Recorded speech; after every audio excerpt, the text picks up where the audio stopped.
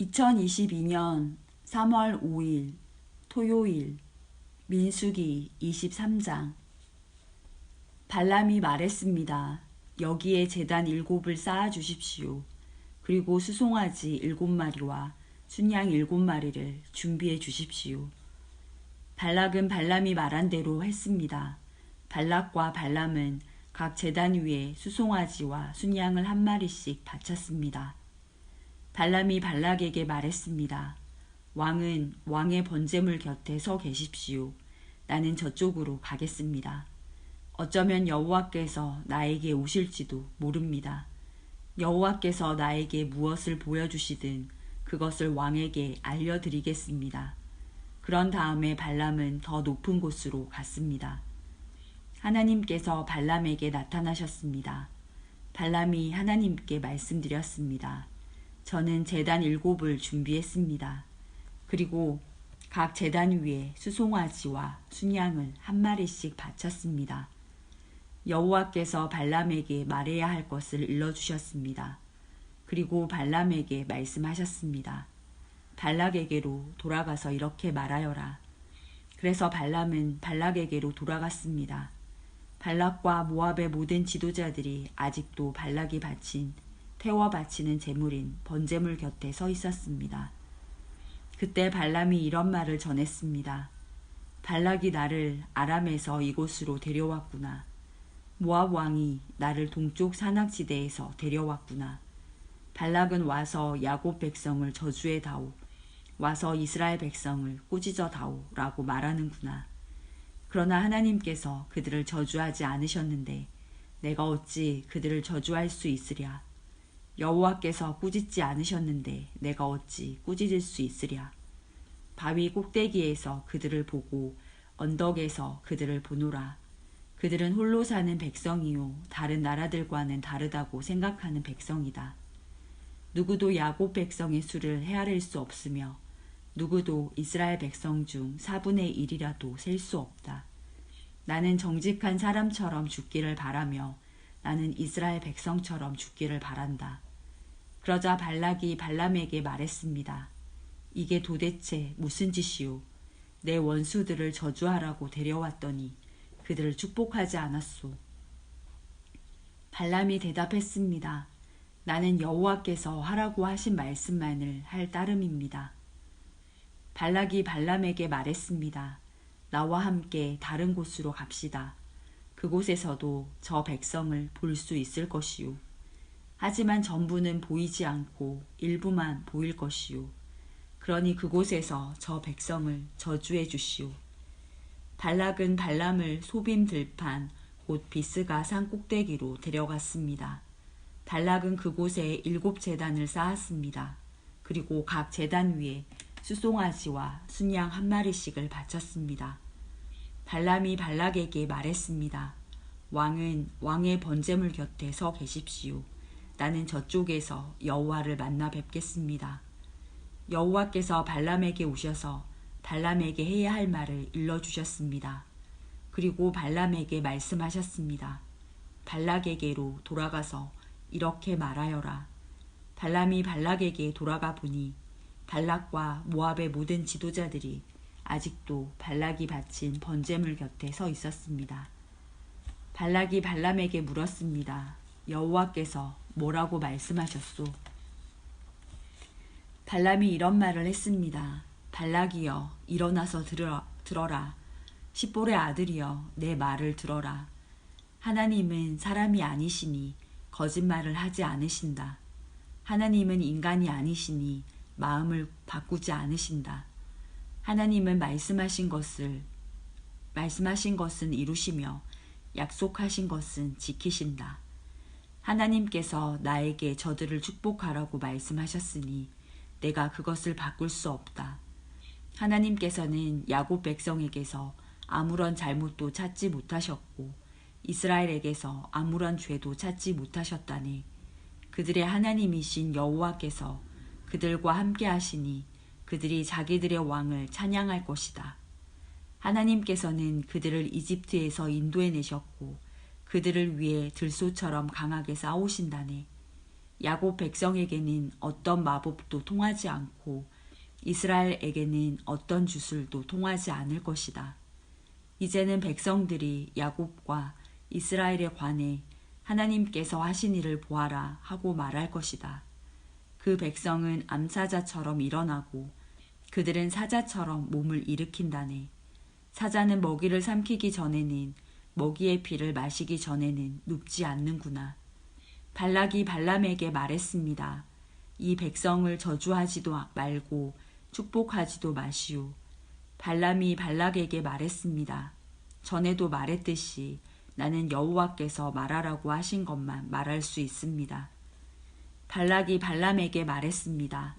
자, 또 다른 곳으로 가봅시다. 어쩌면 그곳에서는 나를 위해 저들을 저주하는 것을 하나님께서 기뻐하실지도 모르오. 발락은 발람을 데리고 광야가 내려다 보이는 부올 산 꼭대기로 갔습니다. 발람이 발락에게 말했습니다. 여기에 제단 7을 쌓으십시오. 그리고 수송아지 7마리와 순양 7마리를 준비하십시오. 발락은 발람이 말한 대로 했습니다. 발락은 각 제단 위에 수송아지와 순양을 한 마리씩 바쳤습니다. 민수기 24장. 발람은 여호와께서 이스라엘에게 복 주시기를 원하신다는 것을 알았습니다. 그래서 발람은 전과 같이 마술을 쓰려 하지 않고 대신 광야 쪽으로 얼굴을 돌렸습니다. 발람은 이스라엘 백성이 지파별로 진을 치고 있는 모습을 보았습니다. 그때 하나님의 영이 그에게 들어갔습니다. 발람이 이런 말을 했습니다. 보올의 아들 발람의 말이라. 눈이 열린 사람의 말이라. 하나님의 말씀을 들은 사람의 말이라. 나는 전능하신 분에게서 환상을 보았고 그분 앞에 엎드릴 때 내 눈이 열렸도다. 야곱 백성아, 너희의 장막은 아름답고 이스라엘아, 너희의 집은 아름답구나. 너희의 장막은 골짜기처럼 펼쳐졌고 강가의 동산 같구나. 여호와께서 심으신 침향목 같고 물가에서 자라는 백향목 같구나. 이스라엘의 물통은 언제나 가득 찰 것이며 이스라엘의 씨는 물을 가득 머금으리라. 그들의 왕은 아각보다 위대하고 그들의 나라는 매우 큰 나라가 될 것이다. 하나님께서는 그들을 이집트에서 인도하셨고 그에게는 들소의 뿔과 같은 힘이 있다네. 그는 원수를 물리칠 것이며 원수의 뼈를 꺾을 것이고 활로 몸을 꿰뚫을 것이다. 사자처럼 웅크리고 있으니 누가 과연 잠자는 사자를 깨울 수 있으랴. 너를 축복하는 사람마다 복을 받을 것이요 너를 저주하는 사람마다 저주를 받을 것이라. 그러자 발락이 발람에게 화를 냈습니다. 발락은 주먹을 쥐고 발람에게 말했습니다. 내 원수들을 저주해 달라고 불렀더니 당신은 오히려 3번이나 축복해 주었소. 이제는 돌아가시오. 당신에게 보수를 충분히 주겠다고 말했지만 여호와께서 당신이 보수를 받는 것을 막으셨소. 그러자 발람이 발락에게 말했습니다. 왕이 나에게 보냈던 사람들에게도 내가 말하지 않았습니까? 발락이 은과 금으로 가득 찬 그의 집을 내게 준다 해도 나는 좋은 일이든 나쁜 일이든 어떤 일도 내 마음대로 할 수 없습니다. 나는 여호와께서 말씀하신 것만 말해야 합니다. 라고 말하지 않았습니까? 나는 이제 내 백성에게로 돌아가겠습니다. 하지만 이 백성이 장차 왕의 백성에게 무슨 일을 할지 말씀드리겠습니다. 발람이 이런 말을 했습니다. 보올의 아들 발람의 말이라. 눈이 열린 사람의 말이라. 하나님의 말씀을 들은 사람의 말이라. 나는 가장 높으신 하나님을 안다. 나는 전능하신 분에게서 환상을 보았고 그분 앞에 엎드릴 때 내 눈이 열렸도다. 나는 언젠가 오실 분의 모습을 보는도다. 그러나 당장 오실 분은 아니다. 야곱에게서 별이 나오고 이스라엘에게서 다스리는 자가 나올 것이다. 그는 모압 백성의 이마를 깨뜨릴 것이고 셋 자손의 해골을 부술 것이다. 에돔은 정복될 것이다. 그의 원수 세일도 정복될 것이다. 하지만 이스라엘은 힘을 떨칠 것이다. 야곱 자손에게서 한 통치자가 나올 것이며 성에 남아있는 사람을 멸망시킬 것이다.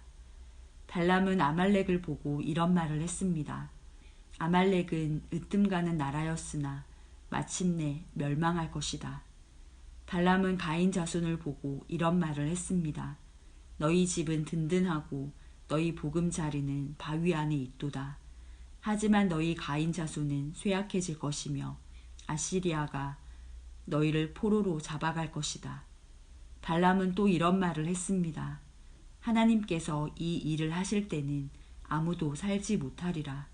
키프로스 바닷가에서 배들이 와서 아시리아와 에벨을 물리쳐 이길 것이다. 그러나 그들도 역시 망할 것이다. 이 말을 하고 발람은 자리에서 일어나 집으로 돌아갔습니다.